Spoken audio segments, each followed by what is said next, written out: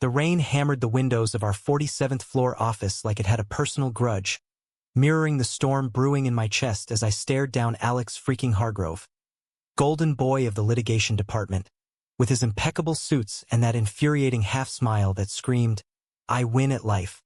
I just tanked our biggest case prep because his brilliant amendment to my brief had blindsided the team, and now, in the empty conference room at midnight, he had the audacity to lean back in his chair and say, "Ethan, you're brilliant, but you're letting emotion cloud your judgment again." In that split second, something cracked inside me. Not just the fragile truce we'd faked for 3 years, but the wall I'd built around the one truth I never admitted. Hating him was the only thing keeping me from wanting him. I slammed the manila folder onto the polished mahogany table, the thud echoing like a gavel in the cavernous room. Papers scattered like confetti from a funeral, and for a heartbeat, the only sound was the relentless patter of New York rain against the glass. Alex didn't flinch. Of course he didn't. The man was built like a goddamn fortress. Broad shoulders filling out his crisp white shirt, tie loosened just enough to hint at the chaos he kept so meticulously leashed. His blue eyes, sharp as the Hudson on a winter morning, locked onto mine without a trace of apology. "Ethan," he said, voice low and steady, like he was addressing a jittery witness instead of the guy whose career he just derailed. "If you'd listened in the meeting." Listened. I spat the word, my hands trembling as I gripped the back of the chair to keep from lunging across the table. 3 years at Kensington and Hale, clawing my way up from associate to senior litigator, and this was how it ended? Not with a bang, but with Hargrove's polished boot on my neck? You rewrote my entire strategy without a heads-up. You turned a slam-dunk antitrust suit into a goddamn footnote because you couldn't resist playing savior. This isn't law, Alex. It's ego. He rose slowly, all 6'2" of him unfolding like a predator stretching in the underbrush. The fluorescent lights buzzed overhead, casting harsh shadows that made his jawline look even more chiseled, more untouchable. I hated how he moved, like he owned the space, the air, the very rhythm of the storm outside. Hated how, even now, with my blood boiling, my gaze snagged on the way his sleeves rode up, revealing forearms corded with quiet strength. "Focus, Ethan. You're not that guy. Not here, not with him." "Ego?" he echoed, stepping closer, close enough that I caught the faint scent of his cologne. Cedar and something sharper, like ambition distilled. "This is about winning, Ethan. For the client. For the firm. Or have you forgotten that in your crusade to prove you're the underdog hero?" His words landed like punches, each one honed from years of Ivy League debate clubs and family money that bought him the kind of confidence I had to fake every morning in the mirror. I laughed, a bitter bark that scraped my throat raw. "Underdog?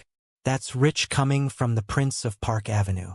You waltz in here with your Harvard pedigree and your daddy's connections, and suddenly every idea I bleed for is flawed." Newsflash, Hargrove. Not all of us had silver spoons to choke on. The color drained from his face, just for a flicker, before that mask snapped back into place. I'd hit a nerve good. Let him feel it for once. But then he closed the distance, his hand shooting out to steady the table between us, fingers brushing mine in a spark that jolted like live wire. I yanked back, heat flooding my cheeks, my pulse a traitor thundering in my ears. "You think that's what this is?" His voice dropped, edged with something raw, unguarded. "You think I don't see you?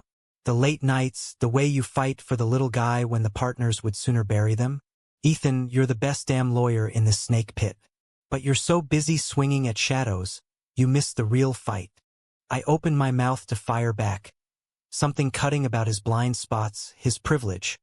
But the words died when his eyes softened, just a fraction, like the rain-slicked city below had paused to breathe. In that suspended moment, the conference room felt smaller, the world narrowing to the inch of space between us, charged and electric. My breath hitched, and for the first time in 3 years of mutual disdain, I wondered if the hate was just a shield for something far more dangerous. By morning, the storm had cleared, leaving the skyline crisp and unforgiving under a pale December sun. I nursed a black coffee in the firm's bustling kitchenette, replaying the argument in loops that twisted my gut. Kensington and Hale was a beast, glass towers in Midtown Manhattan, where ambition was currency and vulnerability a liability.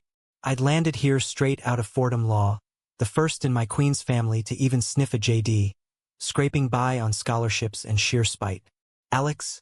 He'd been recruited out of Harvard, mentored by the Rainmakers, the kind of guy who summered in the Hamptons and wintered wondering which charity gala to grace next. Our paths crossed on day one, me, fumbling with a stack of Discovery docs in the elevator. Him, offering that easy smile and a hand to steady the pile. Rough start? He'd quipped, and I'd muttered something about traffic, already resenting how effortlessly he fit. From there it was war, subtle at first, like him edging me out on case assignments, then overt with pointed critiques in meetings that left me red-faced and seething. He was perfect. Wonky grin for clients, laser focus in court, and a knack for turning juries into fans. I was the grinder, the one who stayed till dawn, fueled by Red Bull and resentment. We were oil and water, or so I told myself, ignoring the way my eyes lingered too long on his laugh lines during partner briefings. That afternoon, the fallout hit. Senior partner Langford called us into his corner office, the one with the Warhol prints and a view that screamed old money. "Gentlemen," he drawled, cigar smoke curling like a noose. "Your little midnight tango cost us a week's prep. Hargrove, your amendments were gold, innovative. But Kane," he fixed me with those beady eyes, "you need to collaborate, son. This isn't a solo act." I nodded, jaw locked, while Alex murmured apologies that sounded genuine. As we filed out, he caught my elbow in the hallway, light, almost brotherly. "Ethan, about last night." "Save it," I snapped, shaking him off, but his touch lingered, a ghost on my skin, and I bolted to the stairwell, heart racing like I'd run a marathon. What the hell was wrong with me? Alex Hargrove wasn't just a rival. He was the embodiment of everything I fought against, easy privilege in a world rigged for guys like him. And yet, in the quiet of my walk-up in Astoria that night, as I stared at the peeling wallpaper and the photo of my mom beaming from her nursing shift, I couldn't shake his words. "You're the best damn lawyer." Flattery? Or something real? The next week blurred into depositions and drafts, but the tension simmered. We'd nod in passing, civil as strangers at a funeral, but every glance felt loaded, every brush in the copy room a potential spark. Then came the pro bono case, a scrappy tenant evicted by a slumlord developer, the kind of David versus Goliath fight that lit my fire. I volunteered, pulling all-nighters to build the file, only to find Alex's name on the co-counsel list Friday morning. "What the fuck?" I hissed at my desk, glaring across the bullpen where he sat, head bent over his laptop, oblivious or pretending to be. By lunch, I cornered him in the firm's rooftop terrace, the wind whipping off the East River carrying hints of salt and exhaust.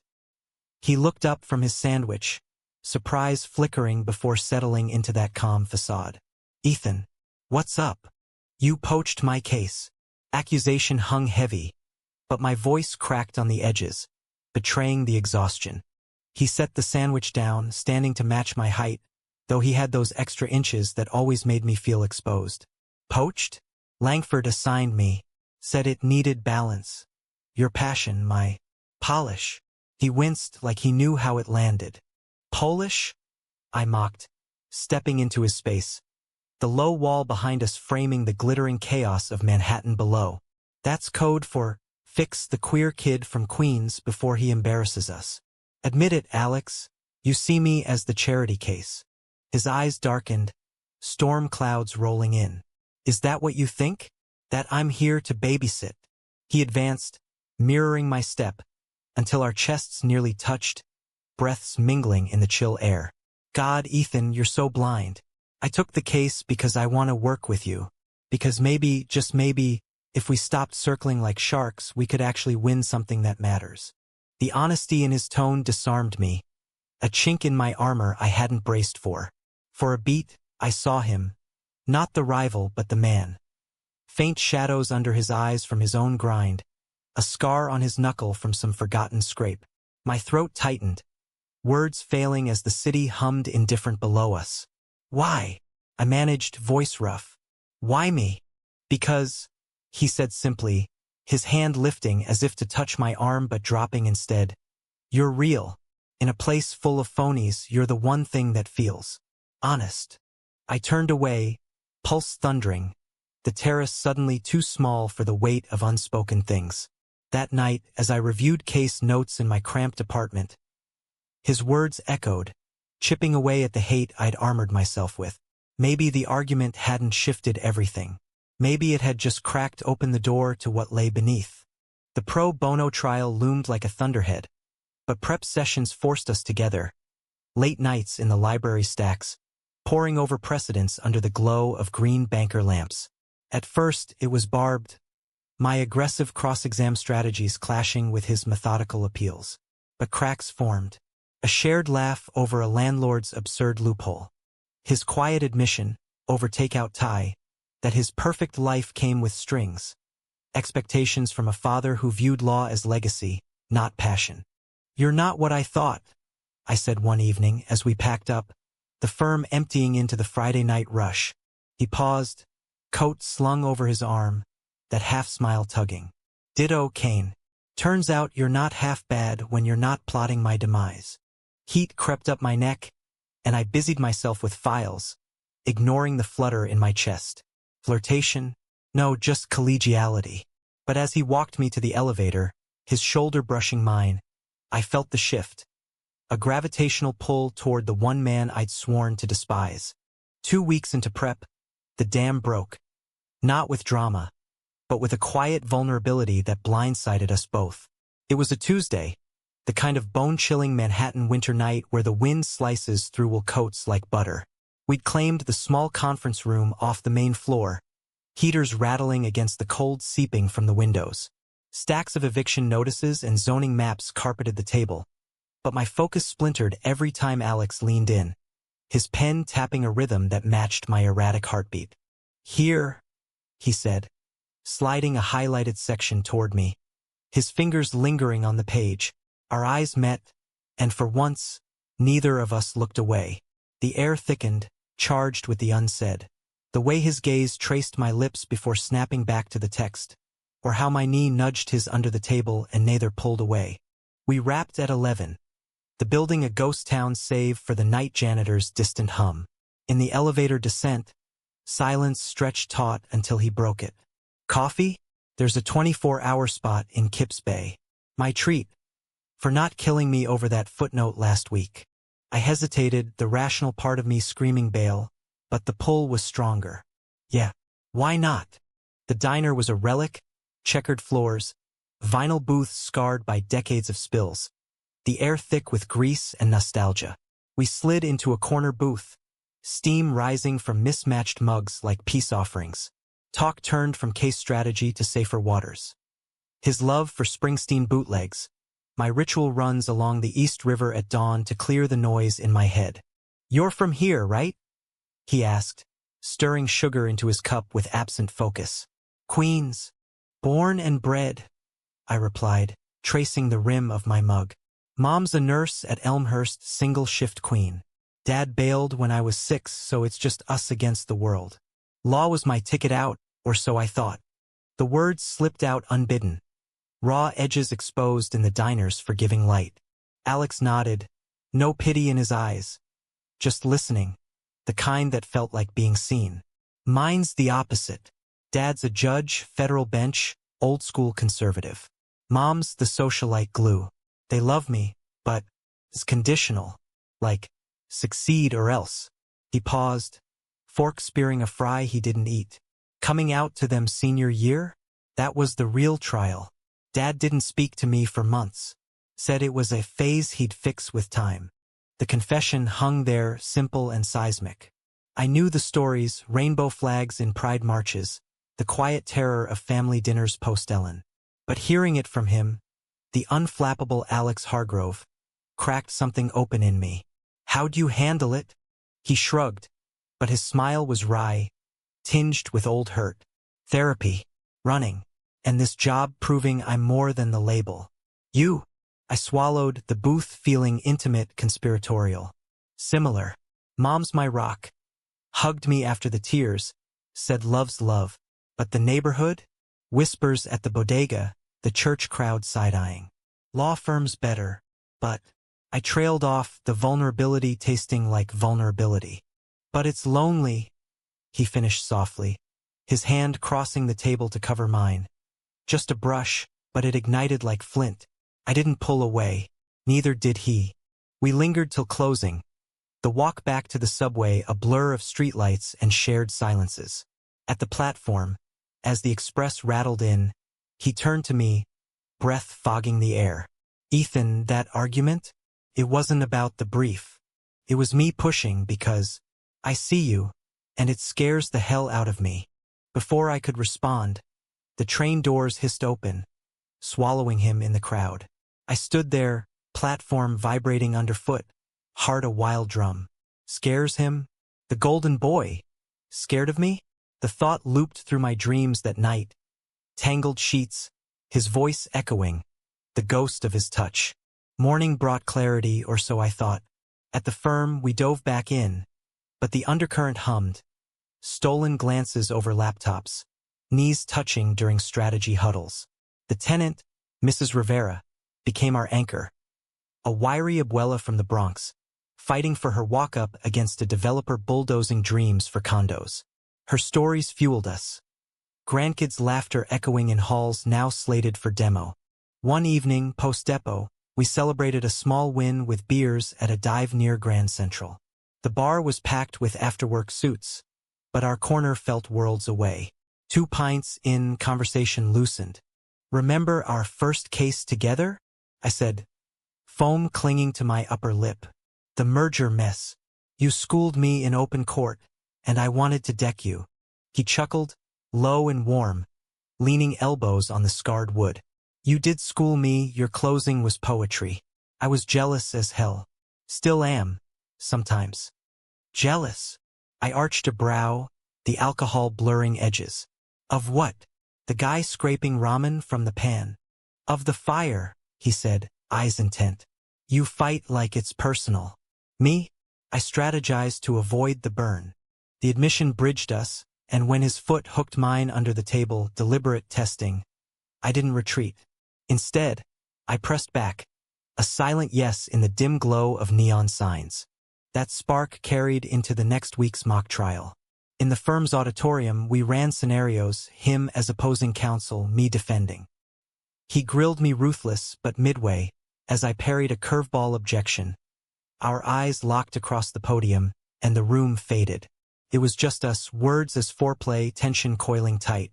After, in the emptying hall, he caught my wrist. You're incredible out there. Makes me want to. Want to what?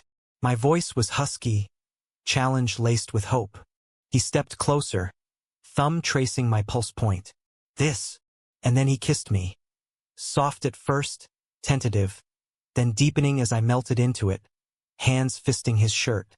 The world narrowed to salt and heat, his stubble grazing mine, a promise in the press of bodies. We broke apart gasping, foreheads touching. Alex, I know, he whispered. Firm policy, discretion.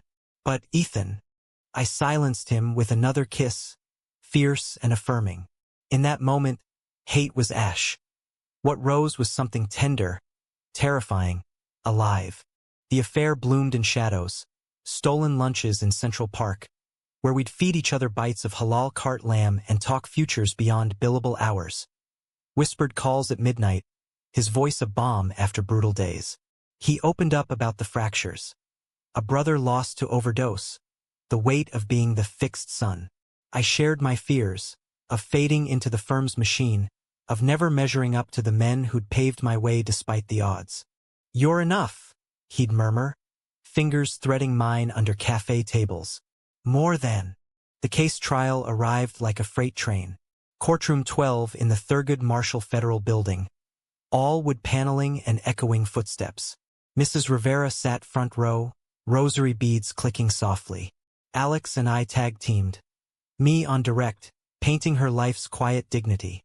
Him on rebuttal, dismantling the developer's greed with surgical precision. The judge ruled in our favor by noon. Eviction halted, settlement pending. Jubilation erupted. Mrs. Rivera's tearful hug, the firm's rare pat on the back. But in the hallway, as confetti metaphorically rained, Alex pulled me into a supply closet, door clicking shut.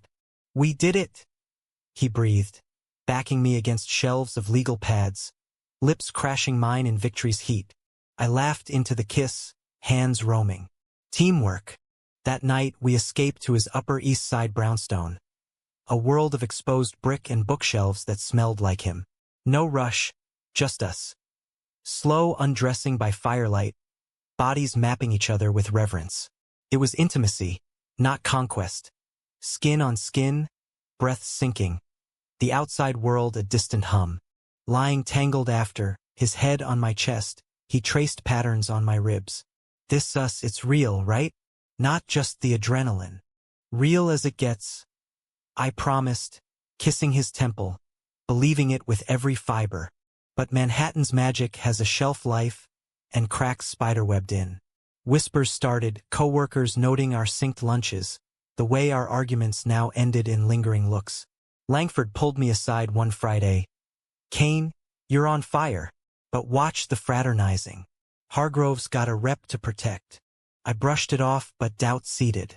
Alex seemed distant too, canceling a weekend getaway to handle family. When I pressed, he deflected. "Dad's in town. The usual." I let it slide, burying in work. A high-stakes merger for a tech giant, deadlines that bled into nights. But the distance grew, his texts curt, excuses piling like snowdrifts. Then the betrayal landed like a gut punch. It was a Wednesday, mid-March, the city thawing into tentative spring. I'd swung by his place unannounced, takeout in hand, craving the normalcy we'd built. The door was ajar, careless for him, and voices filtered out, low and urgent. "Can't keep doing this, Alex. Ethan's great, but think of the firm. Your career." My blood iced. I pushed in, bag slipping from numb fingers. There, in the living room bathed in afternoon light, stood Alex, disheveled, eyes wide, and across from him Langford, glass of scotch in hand, looking every inch the puppet master. "Ethan," Alex stammered, face ashen. "It's not." "What?" I choked, vision blurring. "Not what it looks like. Your mentor warning you off the distraction?" "Me?" Langford straightened, cool as marble. "Kane, this is private." "Private?" Fury surged, hot and blinding. I rounded on Alex. "You let him in here? After everything?" Alex stepped forward, hands raised. He showed up. I was ending it, telling him we're done playing games. "Lies," Langford sneered. "Boys smitten, but ambition trumps infatuation. Isn't that right, Hargrove?" The room spun, betrayal a vice around my heart. 3 months of whispered promises, and it crumbled to this: me, the disposable queer kid, him, the rising star bowing to pressure. "You chose?" I whispered, voice breaking. "Again." I fled, the door slamming like finality, streets blurring through tears.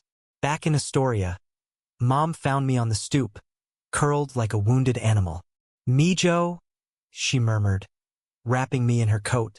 No questions, just presence. That night, sleep evaded, replaying his face. The conflict, the cowardice. Hate reborn, sharper now, laced with love's poison. The firm became a minefield. I buried in the merger, churning briefs till my eyes burned, avoiding Alex like radiation.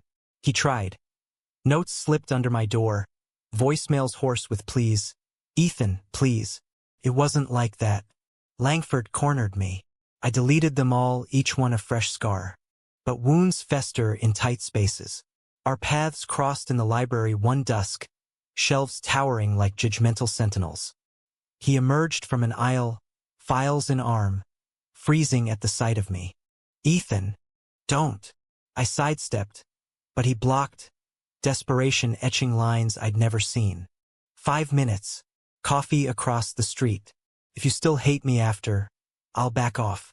Scout's honor. Against my better judgment, I nodded. The cafe was neutral ground. Exposed brick, indie folk crooning from speakers, the scent of espresso a thin veil over tension. We sat by the window, rain starting again, pattering like accusations. Langford's been grooming me for partner, he began, hands clasped white-knuckled. Track since day one. That morning, he assumed, saw the chemistry, twisted it into leverage. Choose the firm or the fling. I told him to fuck off, that you were worth more than any title. I stared into my latte, foam swirling like chaos. Then why the secrecy? Why not fight public? Because, he exhaled, ragged. I'm scared. Of losing you, yeah, but also of dragging you down. You're the fighter, Ethan. I'm the guy who learned to duck punches. His vulnerability pierced, but trust was shattered glass. Sharp, irreparable. You ducked mine. That's the difference. We parted unresolved. The rain a curtain between us. Days blurred into a haze. Depositions where his voice across the table stirred ghosts. Elevators where his cologne lingered like regret. The merger closed successfully. Champagne popped in the boardroom. But my toast was hollow. Alex's eyes pleading from across the fizz. Home offered no solace. Mom's worry lines deepened. My runs stretched longer, pounding pavement till lungs screamed. One night, post-shift at the hospital, she sat me down with Eras con pollo, her cure-all. Love's not a courtroom, Ethan. It's messy, but you don't convict without hearing the defense. Her words echoed as I scrolled old texts. His goofy emojis, late-night confessions. Was I convicting too quick? Or protecting what was left? The real storm hit mid-April, with the firm's annual retreat in the Hamptons.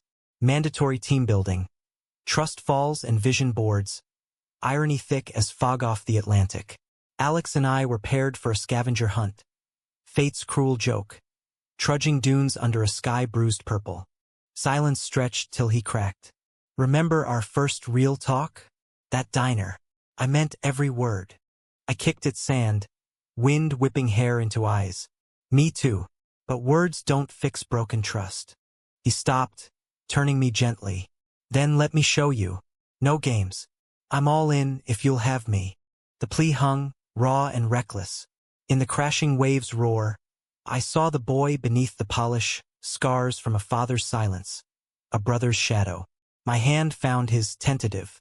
Prove it. That night, bonfire crackling on the beach, associates toasting marshmallows, he pulled me aside. Under stars pricked like promises, he kissed me. Not fire, but steady flame. I love you, he whispered, first time voiced. Firm, fallout family, be damned. Tears stung. I kissed back, fierce. Love you too, idiot. Reconciliation was tentative. Stolen moments in guest rooms. Hands linking under conference tables. But bliss is fragile, and betrayal's echo lingered. Langford watched us like a hawk, his smiles oily. Whispers grew. Hargrove's pet project? Aimed at me, laced with homophobic barbs from junior associates. Then the knife twisted deeper. A leaked email chain surfaced. Anonymous, but damning. Langford to board, CCING Alex, outlining risks of my unstable involvement in key cases, citing my personal distractions with winking emojis. Alex's reply? Kurt understood. Adjusting assignments.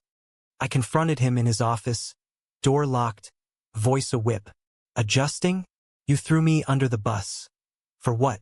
Partnership points. His face crumpled. It was strategy, stall him, buy time to expose him. I swear, Ethan. Lies again. Heart fracturing anew. I stormed out, the firm's corridors a labyrinth of deceit. That weekend, alone in the city while others retreated, I hit rock bottom. Bar in Hell's Kitchen, shots blurring edges. A stranger's flirtation a numb distraction. But dawn found me on my stoop, head in hands, mom's words a lifeline. Hear the defense. Called him. Truth. All of it. Or we're done. He arrived disheveled, rain-soaked, spilling. The pressure cooker of expectations, Langford's veiled threats to his father's reputation. I played along to gather dirt, recordings, notes. But losing you? That's the real loss. Doubt warred with desire, but his eyes, open, aching, tipped the scale. We rebuilt, brick by tear-soaked brick. Therapy sessions together, boundaries drawn with Langford. Love deepened, tempered by fire. Nights debating justice over homemade pasta, mornings waking to his sleepy grin. Yet shadows loomed. The email leak escalated. HR probed, fingers pointing. In a climactic board meeting, Alex laid it bare. Evidence of Langford's manipulations, not just ours but others. Coerced settlements, buried complaints. This firm stands for integrity, he declared, voice steady, my hand hidden in his under the table. Not exploitation. Scandal erupted, Langford sidelined, investigation launched. We emerged scarred but standing, the firm a changed beast, policies rewritten for equity. Through it, our bond forged unbreakable. Him teaching me grace, me igniting his fight. Love, it turned out, wasn't absence of conflict, but choosing, daily, to bridge the chasm. Summer unfurled in Manhattan's humid embrace. The city a steam bath of possibility. With Langford's empire crumbling, resignation inked amid headlines of ethical lapses. The firm exhaled, a collective purge. Alex and I navigated the aftermath like tightrope walkers. Discreet still but bolder, brunch at his place Sundays, where he'd burn toast and I'd tease mercilessly. Quiet hikes in the Palisades, hands swinging free from prying eyes. One August evening, as fireflies danced over the Hudson from his balcony, he dropped to one knee. Not with a ring, but a key, glinting in candlelight. Move in? Not for show, but because I can't wake without you. Tears pricked. I pulled him up, kissing salt and sweetness. Yes, but only if you promise no more solo strategies. Deal, he laughed, sealing it with us, slow and sure. Life wove forward, threads of ordinary magic. Our first joint case win, champagne popped in a rooftop toast where colleagues raised glasses without subtext. Mom meeting him over empanadas, her approval a warm stamp. He looks at you like you're the verdict, she whispered later. Challenges lingered. Family holidays tense with his dad's thawing silences. My runs now shared jogs where we'd unpack the day's weights. But love matured, humanistic in its imperfection. Forgiving stumbles, celebrating small justices. Climax crested in fall. A tempest of old wounds and new resolve. Alex's father, Judge Hargrove, summoned us to his club. Mahogany walls, cigar haze, a relic of exclusion. Son, he rumbled, eyes on me like an indictment. This arrangement, it's hurt the family name. Alex's hand tightened on mine under the table. Dad, it's not an arrangement. It's my life. Ethan's my partner, in every sense. The judge's face hardened, echoes of past rejections. And the firm? Your future. Gone if it means losing him, Alex said, voice iron. I squeezed his hand, heart swelling, my fighter, finally swinging.